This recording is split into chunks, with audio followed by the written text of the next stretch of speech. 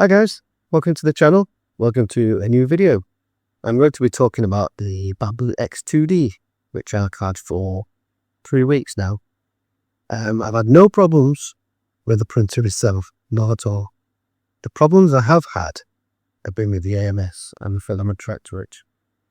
Let me start by telling you, I'm not brand new to 3D printing.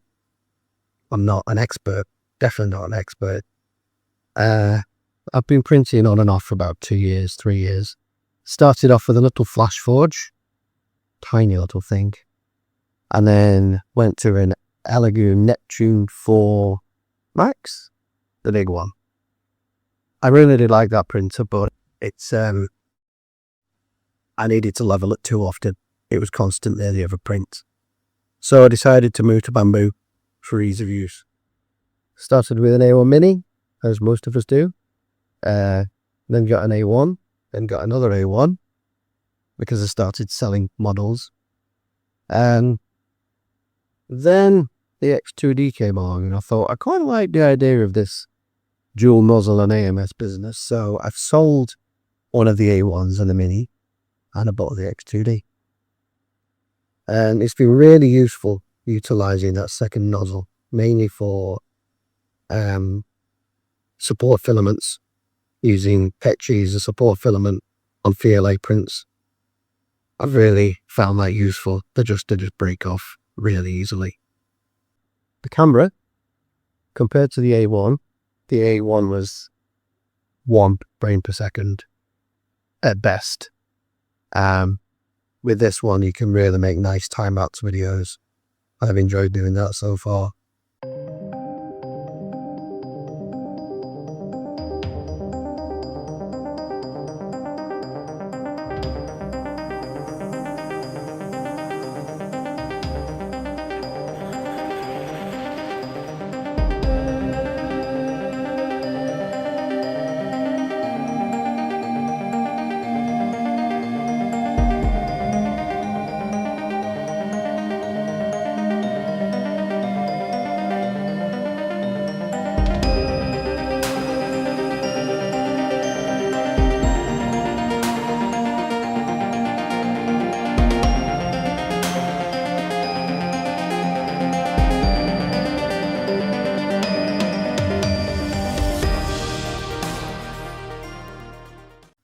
Now, as for the AMS issues, I had an error with it not feeding filament through the hub internally. I spoke to Bambu support, who were brilliant, by the way. They responded within hours every time. And every time they did send a spare part, it would be within a couple of days. Anyway, it wasn't feeding filament through the internal HUD without pressing down the little button inside the HUD. I'll show you a picture. But if you press that down, it was fine. Apparently it's to do with the tension and the spring and the switch. It's too much and the filament just gets blocked as it's going through. But as I said, they were brilliant. They sent me out a new HUD within a couple of days. Fitted it, which took about 20 minutes, and included a link to a video describing how to do that, because I'm sure others out there will be having the same problem, because it seems quite common. After that, it worked fine. It's not a problem, more of a learning curve.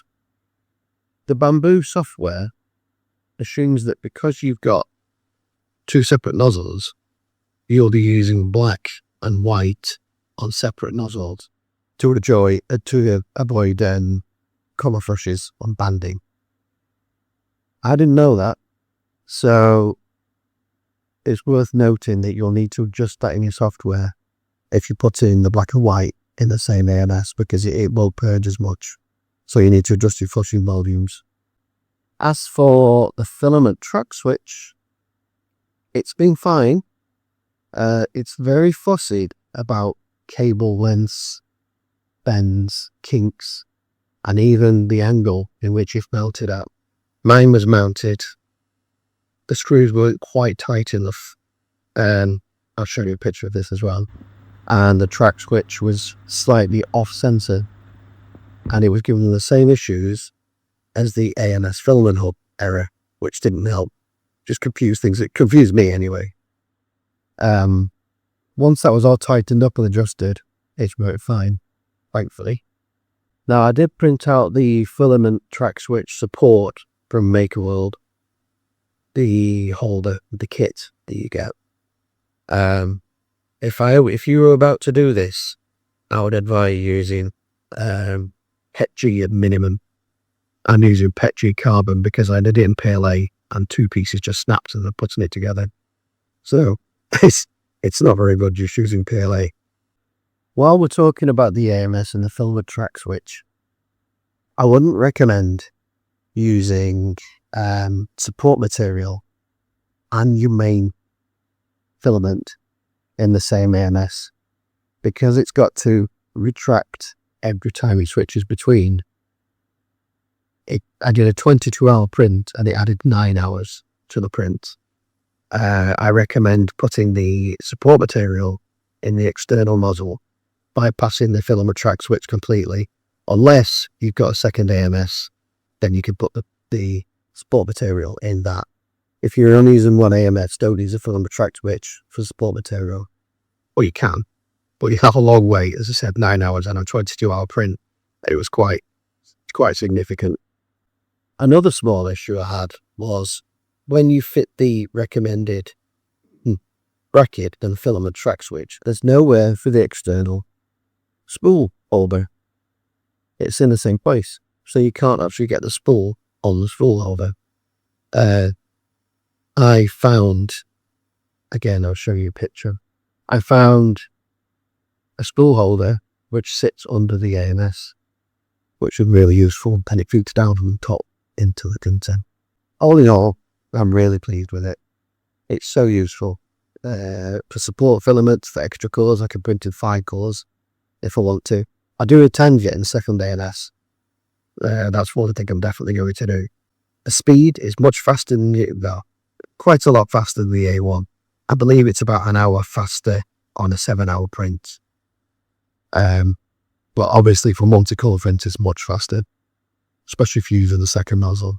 The quality is much better, probably because it's a Core XY, but also because it uses very slim belts for more accuracy. Quality better than the A1, but quite a lot better, especially when using adaptive layers. Seems to handle those really well. So yeah, all in all, very happy with it. Now I'm back down to the X2D and an A1. I might have to buy something else at some point. You can't be doing just 2 printers. So yeah, I highly recommend it. That was just a quick video about my impressions of it after 3 weeks. So if you have enjoyed the video, please like, subscribe, everything you need to do, and I'll see you all in the next one.